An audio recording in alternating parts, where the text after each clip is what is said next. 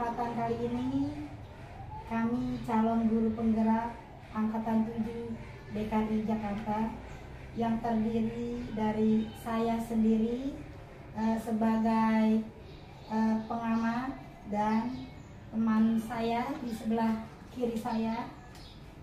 Saya Irawan Butur, mengajar di SMA Negeri 112 Jakarta. Saya sebagai coach. Dan teman saya di hadapan saya sendiri. Saya Titus Haryani, saya mengajar di SDN Ketaran Timur 19 Pekan. Saya sebagai Kami melaksanakan tugas demonstrasi kontekstual modul 2.3 yang coaching untuk supervisi pendidikan. Baiklah, kita akan mulai kegiatan kita.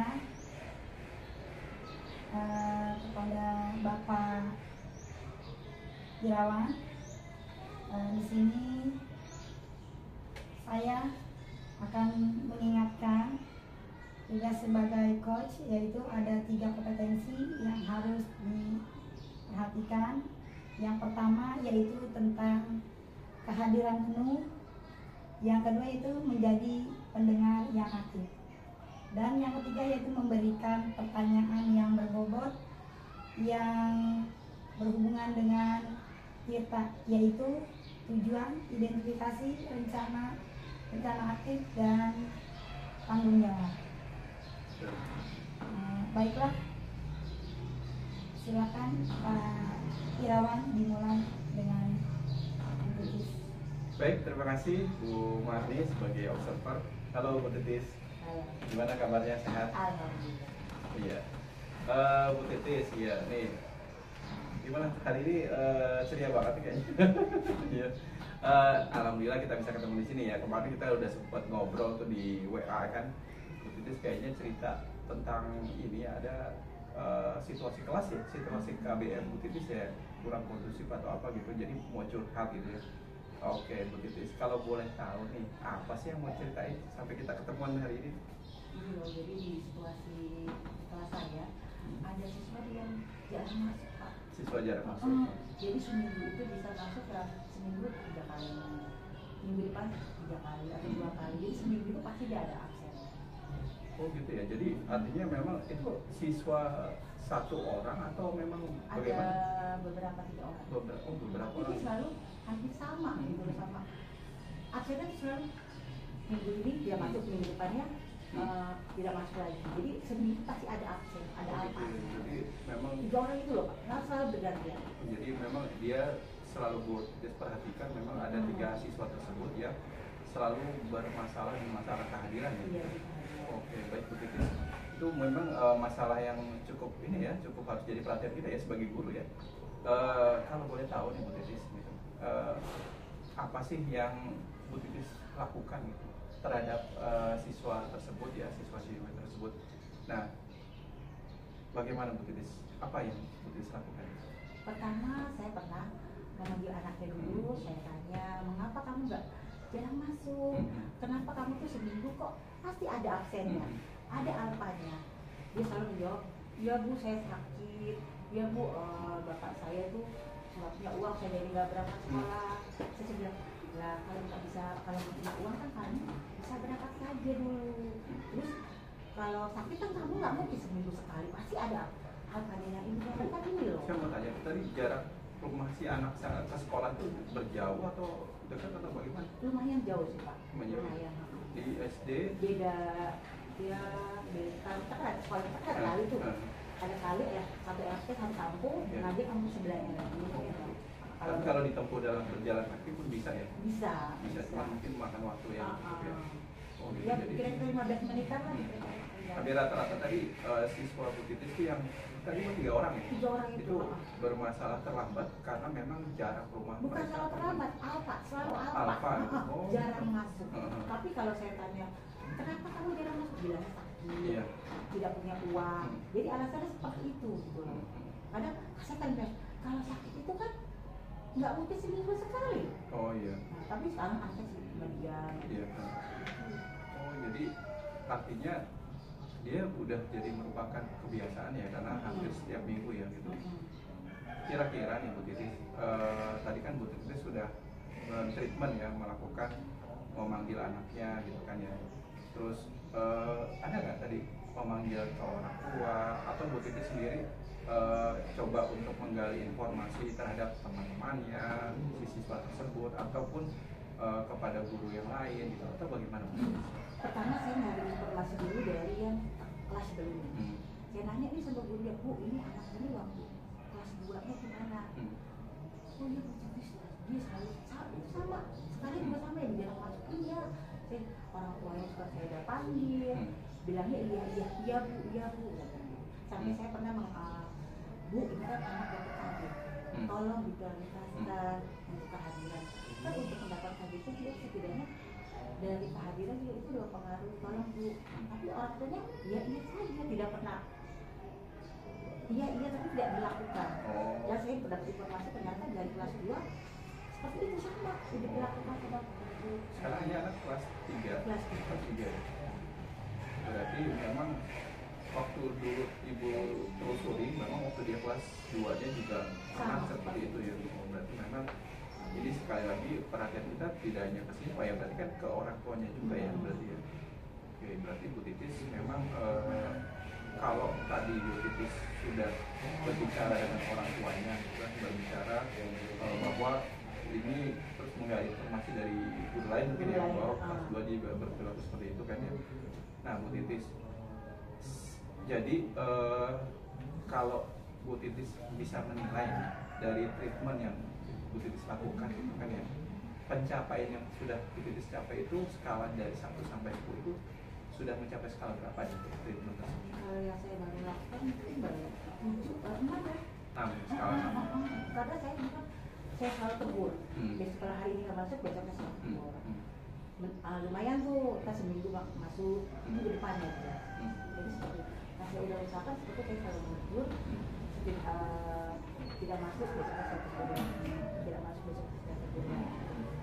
Jadi skala 6 ya, berarti kan artinya memang udah dilakukan usaha gitu ya. Jadi tadi alasannya karena Bu Titis treatmentnya tadi menegur siswanya. Tapi sekarang perubahan dari siswa tersebut apakah masih seminggu sekali tidak masuk atau bagaimana? Atau dari teguran saya itu, jadi saya kan rajin ya Pak, jadi kalau dia nggak masuk saya tanya lagi.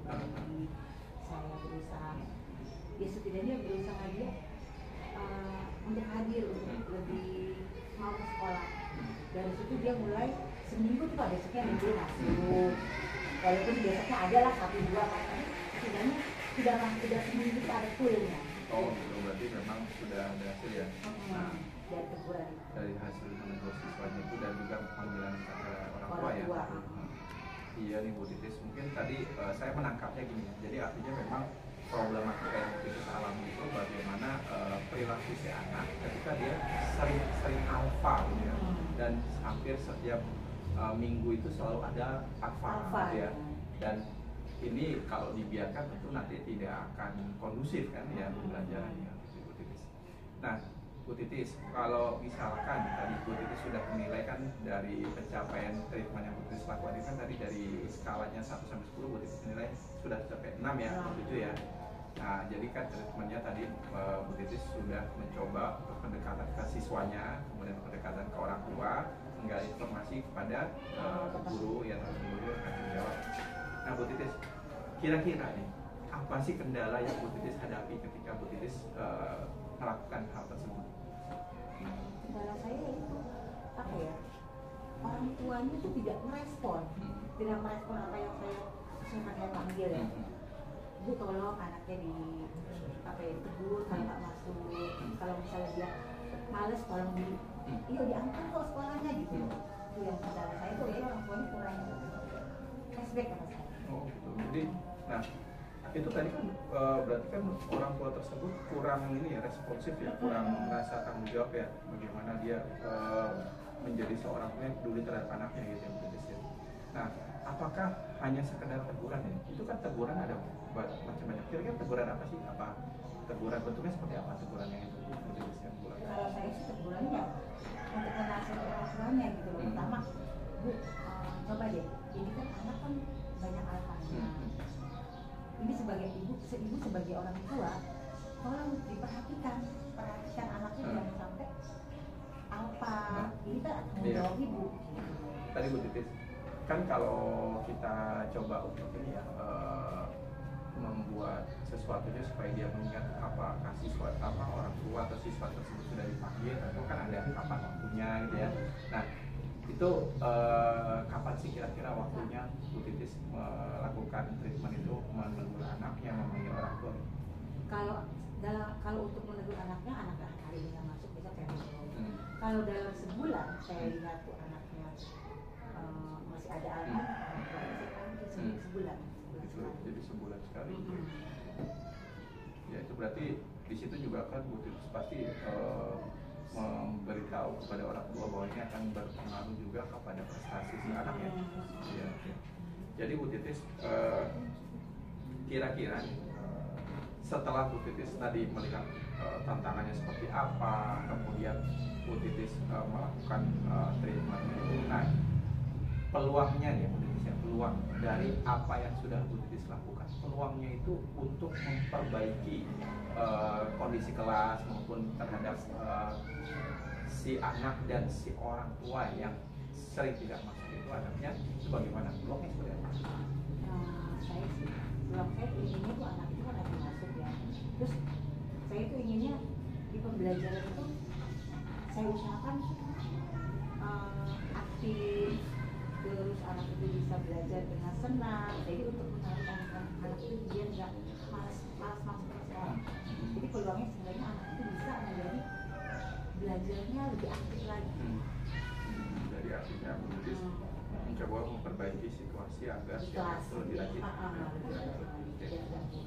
Oke Bu Titis, jadi itu tadi ya. Nah sekarang Bu Titis, tadi Bu Titis sudah mencoba untuk melihat tantangan peluang yang dari Bu Titis lakukan. Nah rencananya untuk kedepannya bagaimana Bu Titis?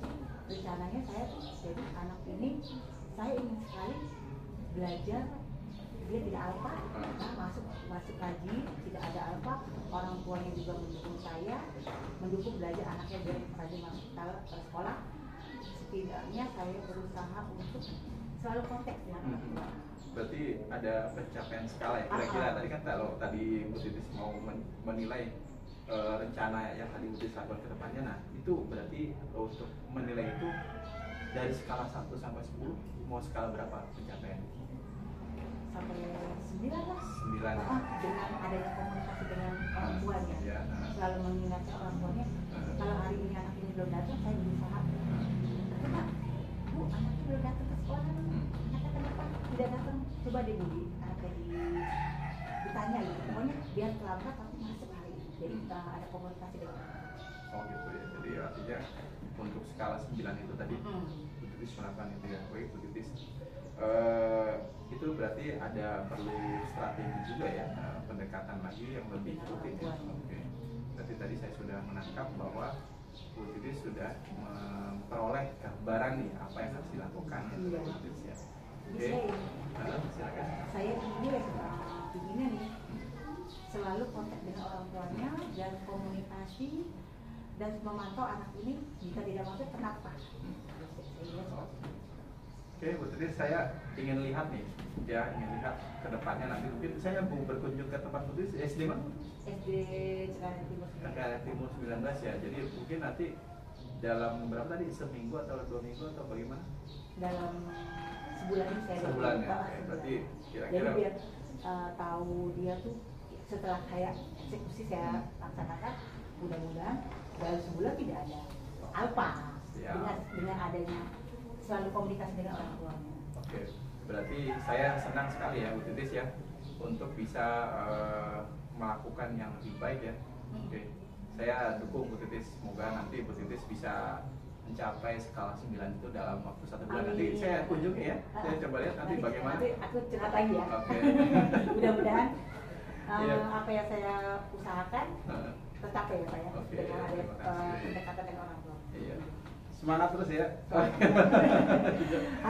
harus komunikasi dengan orang tua. Saya senang banget gitu. Berarti kita tuh udah sebagai guru memang itulah peran kita ya Bu Titis ya.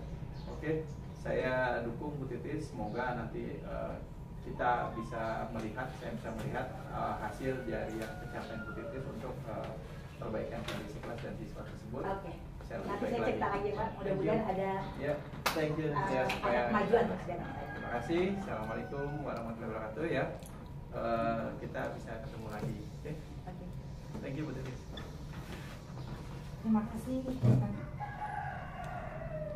kasih kepada Bu Titis yang sudah memberikan unek-uneknya kepada Pak Irawan. Di sini saya simpulkan gimana rasanya. Rasanya kok dapat solusi tidaknya. Baiklah, dan terima kasih Bu Titis juga dan Pak Irawan. Saya cukupkan sampai di sini dulu. Saya ucapkan Assalamualaikum warahmatullahi wabarakatuh. Waalaikumsalam warahmatullahi wabarakatuh. Terima kasih.